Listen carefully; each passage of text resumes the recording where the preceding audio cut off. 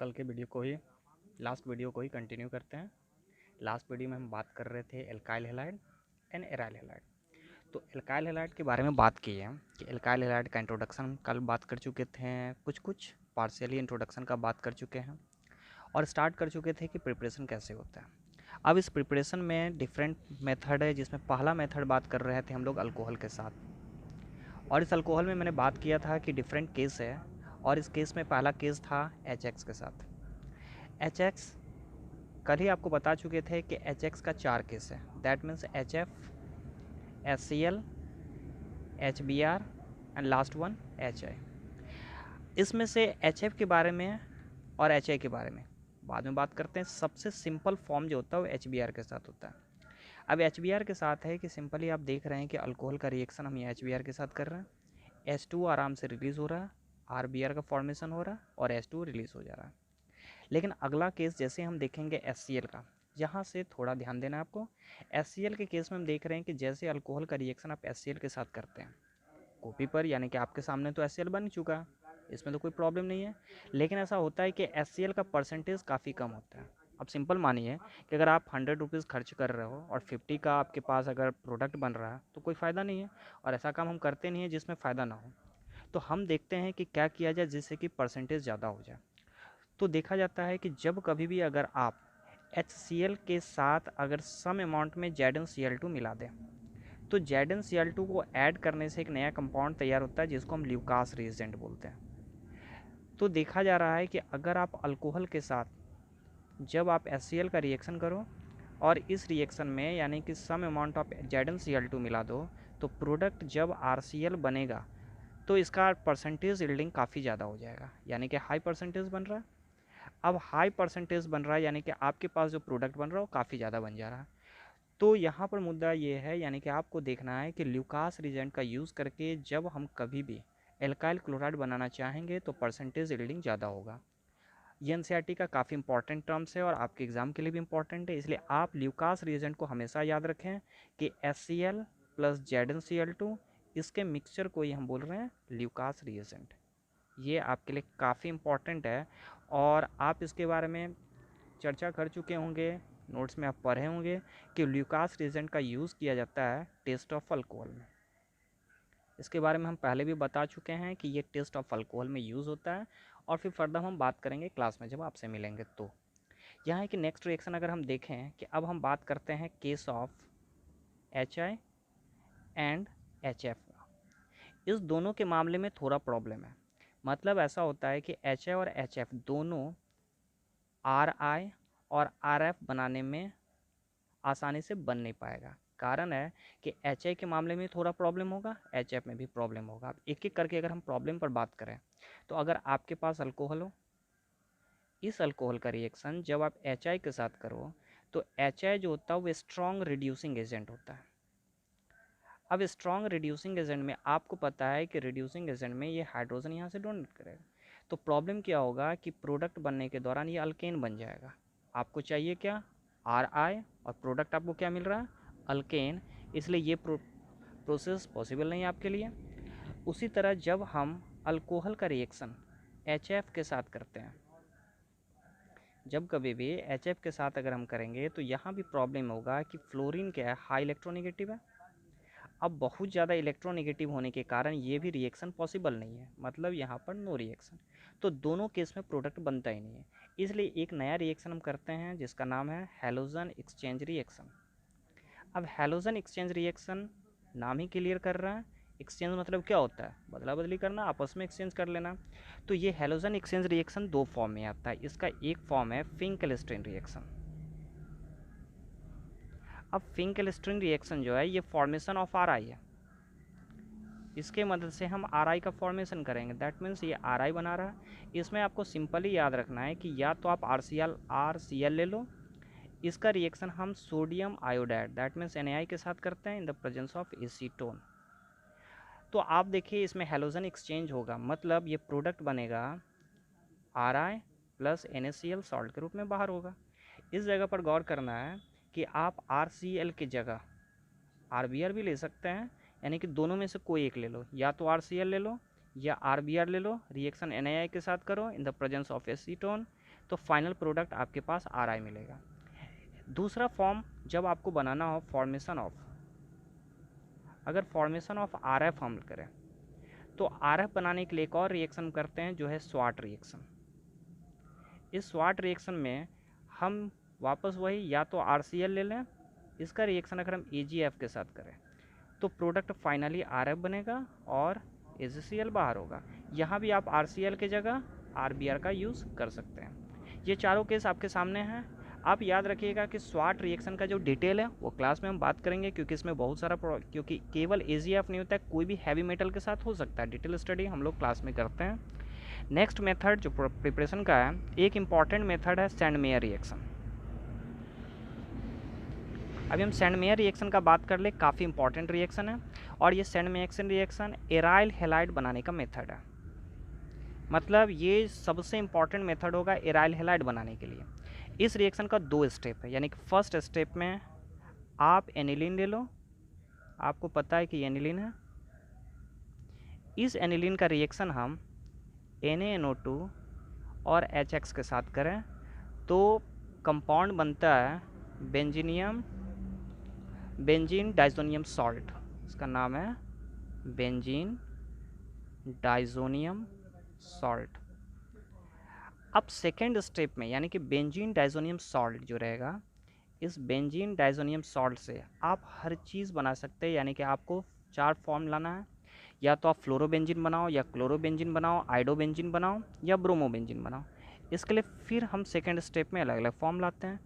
अगर आप Cu2X2 का रिएक्शन कर दें इसके साथ, यानी कि X2 की जगह आप 2 चीज़ ले सकते हैं, आइदर Cl2 ले लो या Br2 ले लो, तो प्रोडक्ट बनेगा Cl या Br जो भी हो और साथ में N2 रिलीज होगा।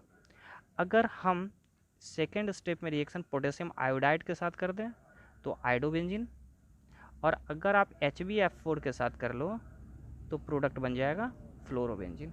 ये ऑलरेडी आपके कॉपी में है, इसलिए आपको समझने में कोई प्रॉब्लम नहीं। थर्ड मेथड पर हम लोग आते हैं, यानी कि तीसरा मेथड। इस तीसरा मेथड में हम लोग बात करेंगे फ्री रेडिकल हैलोजिनेशन का। देखिए, आप लोग को चर्चा किया जा चुका है कि फ्री रेडिकल होता क्या है। अब इसके मैकेनिज़्म पर अभी हम चर्चा नहीं कर सकते हैं, क्योंकि इस पर अगर हम बात करें इसके मैकेनिज़्म पर, तो इसका मैकेनिज़्म हम लोग क्लास में बात कर लेंगे और वहाँ पर देखेंगे कि मैकेनिज़्म क्या होता है। लेकिन डायरेक्टली अगर हम यहाँ पर देखें तो डायरेक्टली हम रिएक्शन पर चलते हैं। तो इसमें करना क्या है कि अगर कोई भी दैट मीन्स कोई भी अल्केन ले लें, इस अल्केन का रिएक्शन हम हेलोजन, सबसे कॉमन और पॉपुलर जानते हैं क्लोरीन है, इसका रिएक्शन हम अल्ट्रावायलेट रे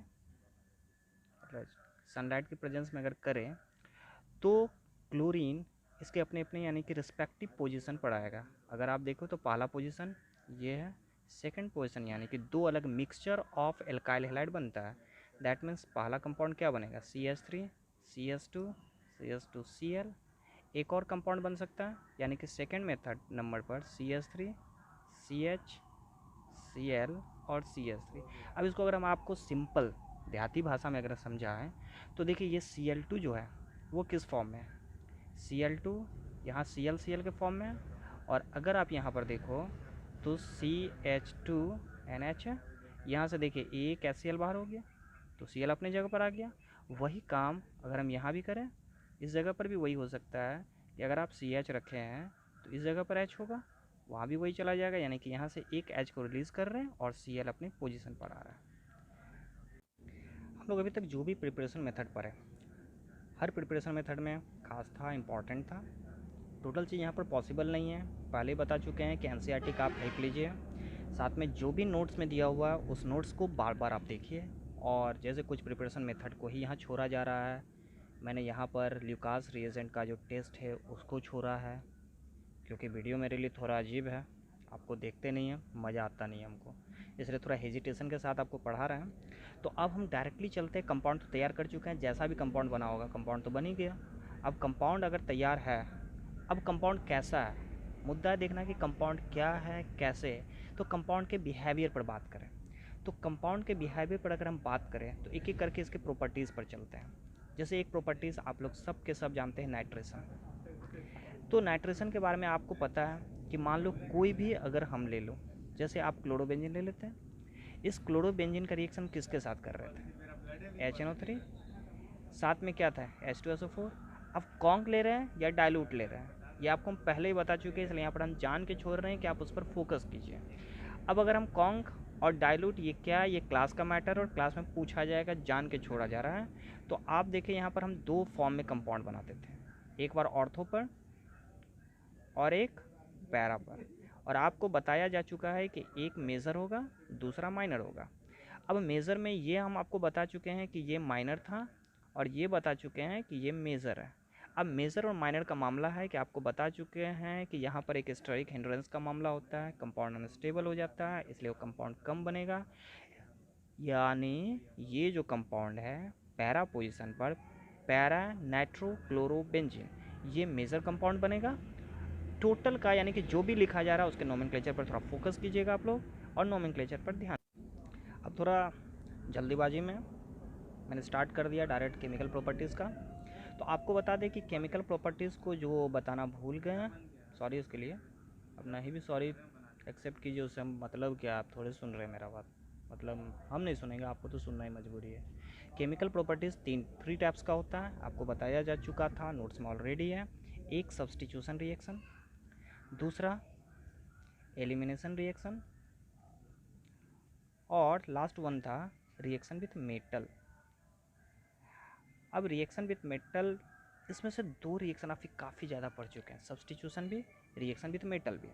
सब्स्टिट्यूशन रिएक्शन का जहाँ तक सवाल है, आपको पढ़ाया जा चुका है कि सब्स्टिट्यूशन रिएक्शन क्या होता है। सब्स्टिट्यूशन रिएक्शन में हम आपको बता चुके हैं कि ये दो फॉर्म में रहता है, एक बार जब न्यूक्लियोफाइल सब्स्टिट्यूट करें, दूसरे बार जब इलेक्ट्रोफाइल सब्स्टिट्यूट करें। जब न्यूक्लियोफाइल के बारे में हम बात किए थे तो इसमें आपको हम बताए थे कि ये एक होगा एसएन रिएक्शन यानी कि न्यूक्लियोफिलिक सब्स्टिट्यूशन, दूसरा होगा एसई मतलब इलेक्ट्रोफिलिक सब्स्टिट्यूशन। फिर एसएन में हम आपको ऑलरेडी बता चुके हैं कि ये तीन फॉर्म में SN1, SN2 एंड SNI, तीनों का प्रॉपर्टीज़ बताया जा चुका है कि SN1 क्या होता है, SN2 क्या होता है और SNI क्या होता है। जैसे ये बात बता रहे हैं कि SN1, SN2, SNI, आपने कॉपी को निकालिए, कॉपी में देखिए तो थोड़ा थोड़ा समझ में आ जाएगा, क्योंकि इसके साथ ही हम आपको बहुत कुछ पढ़ाए थे। जैसे आपको याद होगा कि आपको पढ़ाया गया था रेसिमाइजेशन क्या होता है, तो रेसिमाइजेशन पर फोकस कर लीजिएगा। आपको पढ़ाया जा चुका है कि लिबो क्या होता है, डायस्ट्रोमर क्या होता है, राइट लेफ्ट टोटल चीज़ पढ़ाया जा चुका है कि कैसे कैसे होता है, किधर 100% जुड़ेगा, किधर 50% जुड़ेगा, क्यों जुड़ेगा, यानी कि उसका हम पूरा का पूरा प्रॉपर्टीज पढ़ चुके थे। तो यहाँ पर हम देखेंगे कुछ इंपॉर्टेंट सब्स्टिट्यूशन रिएक्शन। मुद्दा है आपको बात करना है important substitution reaction. Important substitution reaction में एक रिएक्शन यानी कि नाइट्रेशन हम अभी भी कर लिए। अब नाइट्रेशन के बाद जो एक और रिएक्शन आपको पढ़ना है वो है सब्स्टिट्यूशन बाय हाइड्रोक्सिल ग्रुप। मतलब आप यहाँ पर रिएक्शन करते हैं कि substitution by hydroxyl group. Hydroxyl group से सब्स्टिट्यूशन मतलब जो भी कंपाउंड होगा, अगर आपके पास सिंपल समझो कि अगर आपके पास ये क्लोरो है तो इस क्लोरो का रिएक्शन जिससे भी करे, ये मुद्दा अभी हम नहीं देख रहे हैं, इस जगह पर प्रोडक्ट OH आ रहा है, तो क्लोरीन को कौन सब्स्टिट्यूट कर रहा है, क्लोरीन को सब्स्टिट्यूट करने वाला हाइड्रोक्सिल ग्रुप है। अब ये इंपॉर्टेंट रिएक्शन है, इस पर थोड़ा फोकस करें कि हो कैसे रहा। तो इसमें देखिएगा रिएक्शन के साथ, मतलब अगर आपके पास ये क्लोरोबेंजीन है तो इस क्लोरोबेंजीन का रिएक्शन हम सबसे पहले कर रहे हैं NaOH सोडियम हाइड्रोक्साइड के साथ, टेम्परेचर 623 केल्विन, प्रेशर 300 ATM, और साथ में द प्रेजेंस ऑफ रिएक्शन के साथ एसिड ले रहे हैं। तो आप देखिए सिंपल रिएक्शन जब हो रहा है तो इसके मैकेनिज्म पर हम नहीं जा रहे हैं, डायरेक्टली बात क्या कर रहे हैं, तो Cl रिप्लेस किसके साथ हो रहा है, हाइड्रोक्सिल के साथ। और मोटा मोटा भाषा में समझे तो सोडियम और क्लोरीन बाहर, NaCl प्रोडक्ट बना। अब इसी रिएक्शन का एक दूसरा फॉर्म देखिएगा सिंपली, जिसको आप दिमाग हो तो समझ जाइएगा कि अगर हम OH ले रहे हैं और रिएक्शन में सब कुछ सेम है, केवल एक NO2 जोड़ रहे हैं, और रिएक्शन भी सेम है, NaOH यहाँ ले रहे हैं। इस बार आप गौर कीजिएगा कि टेम्परेचर का यहाँ तक सवाल है, टेम्परेचर घट रहा है, कितना हो रहा है 443 केल्विन, और इन द प्रेजेंस ऑफ क्या एसिड, लेकिन प्रेशर का कोई ज़रूरत नहीं है, और प्रोडक्ट बन रहा है फिर से OH, सॉरी यहाँ पर OH की जगह Cl करना है। तो प्रोडक्ट यहाँ पर फिर से क्या हो जाएगा, OH और NO2 अपनी जगह रहेगा। एक तीसरा रिएक्शन पर हम बात करें, ये बड़ा इंपॉर्टेंट सेक्शन है, इस पर ध्यान दीजिएगा कि जब हम फिर से Cl लें और NO2 दूसरा ले लें, यानी कि 2 NO2 है, ऑर्थो पर भी है और पैरा पर भी है। बड़ा इंपॉर्टेंट पॉइंट कि जब आप NaOH के साथ फिर रिएक्शन करो तो इस बार टेम्परेचर आपके पास है 368 kelvin in presence of acid, product फिर से वही बन रहा है, दैट मीन्स OH यहाँ और अपने पोजीशन पर NO2। अगर आप सिंपली इस तीन रिएक्शन को ही अगर आप कंपैरिजन करो, तुलना करो, तो आपको क्या समझ में आ रहा है? पहला पोजीशन में आप देख रहे हैं कि आप सिंपल Cl ले रहे हैं, तो आपके पास NaOH है, टेम्परेचर भी काफ़ी है, प्रेशर भी ले रहे हैं, एसिड के प्रेजेंस में रिएक्शन बन जा रहा है। सेकेंड में जब आप एक एसिड ले रहे हो तो एक एक्सेप्टर ले रहे हैं, दैट मीन्स NO2 क्या है, आप जानते हैं कि -I एंड -M, ये स्ट्रॉन्ग एक्सेप्टर है। तो जब एक्सेप्टर आप ले रहे हैं तो टेम्परेचर आपको कम देना पड़ रहा है, प्रेशर का ज़रूरत नहीं, प्रोडक्ट तैयार हो रहा है। और तीसरे केस में जब आप देख रहे हैं कि 2 NO2 लगा रहा है, मतलब 2 एक्सेप्टर लगा रहा है, तो 2 एक्सेप्टर लगाने के बाद यहाँ भी एक्सेप्टर, यहाँ भी एक्सेप्टर, जब दोनों जगह आप एक्सेप्टर लगा रहे हैं तो दोनों एक्सेप्टर लगाने के बाद प्रोडक्ट देखिए कि इस बार टेम्परेचर आपको और कम टेम्परेचर का ज़रूरत पड़ रहा है। मतलब टेम्परेचर कितना ले रहे हैं, केवल 368, प्रेशर का कोई ज़रूरत नहीं है और प्रोडक्ट फिर से बन जा रहा है। और लास्ट वन अगर हम बात कर लें कि अगर आप इस जगह पर Cl के साथ इस बार तीनों पोजीशन पर NO2 डाल दो, अगर तीनों पर NO2 डालते हैं तो आपको कुछ नहीं करना, सिंपल वाटर लेके वार्म कर दो, वार्म समझते हो ना, गर्म पानी ले लो और देखिए कि प्रोडक्ट वापस वही बनता है, OH आ जाएगा, NO2 तीनों पोजीशन पर है। तो रिज़ल्ट आपको यहाँ से ये मिल रहा है कि जो भी ये हेलोजिनेशन रिएक्शन यानी कि सब्स्टिट्यूशन रिएक्शन का हाइड्रोक्सिल ग्रुप जो सब्स्टिट्यूशन कर रहा है, वो रिएक्शन किसके साथ, रेट ऑफ रिएक्शन इन्हेंस कर रहा है। कैसे, आप देख रहे हैं कब कब इन्हेंस किया, जैसे जैसे आपके पास एक्सेप्टर डालते गए, एक एक्सेप्टर डालें तो टेम्परेचर थोड़ा कम किए, 2 एक्सेप्टर डालें तो टेम्परेचर और कम किए, प्रेशर का ज़रूरत नहीं है। और जब 3 आप एक्सेप्टर डाल दिए तो आपको टेम्परेचर का कोई मामला नहीं है, केवल वाटर को आप यहाँ पर डाल रहे हैं। मतलब आप देख रहे हैं कि उस टाइम आप क्या कर रहे हैं, केवल और केवल वाटर ले रहे हैं और वाटर लेने के साथ प्रोसेस हो जा रहा है। तो ये बड़ा इंपॉर्टेंट रिएक्शन, इस पर ध्यान दीजिएगा। और देखिए आपके सामने नेक्स्ट रिएक्शन सल्फोनेशन, मेरे ख्याल से ये भी आप जानते हैं, सबके सब पढ़े हुए हैं। तो रिएक्शन जब पढ़े हुए तो ज़्यादा करने का ज़रूरत नहीं है, सबके कॉपी में है कि मान लो आपके पास क्लोरोबेंजीन है, रिएक्शन इसका किसके साथ कर रहे हैं, H2SO4 के साथ। प्रोडक्ट आपको पता है कि क्या बनेगा, Cl, एक बार यहाँ SO3H, मतलब 2 प्रोडक्ट बनता है, एक ऑर्थो पर दूसरा पैरा पर। कौन सा मेजर है कौन सा माइनर है ये ऑलरेडी आप जानते हैं। ये रिएक्शन भी किया हुआ है, टोटल का चाहे नाइट्रेशन हो चाहे सल्फोनेशन हो, सबका मैकेनिज्म ज़रूरी है, लेकिन ये बोर्ड पर आपके सामने करेंगे। जब हम आपको देखेंगे आप हमको देखिएगा तो मज़ा आएगा। नेक्स्ट जो रिएक्शन आपके सामने आता है वो है Friedel craft reaction. Friedel craft reaction important reaction है, लेकिन आज केवल F लिख के छोड़ रहे हैं क्योंकि टाइम ज़्यादा हो रहा है और रियली बात बोले मज़ा नहीं आ रहा। अब आपको मज़ा कितना आ रहा है ये आप जानिए, हमको तो थोड़ा भी मज़ा नहीं आ रहा। जब तक आपको देखे ना, कुछ कुछ बोले ना, मज़ा कैसे आएगा। बड़ा रूखा रूखा पढ़ा रहा है, सॉरी इसके लिए। वैसे सॉरी मांगने रहे, मजाक कर रहे हैं, सॉरी घंटा मांगते हैं हम। इसलिए फिर हम लोग मिलते हैं नेक्स्ट वीडियो में।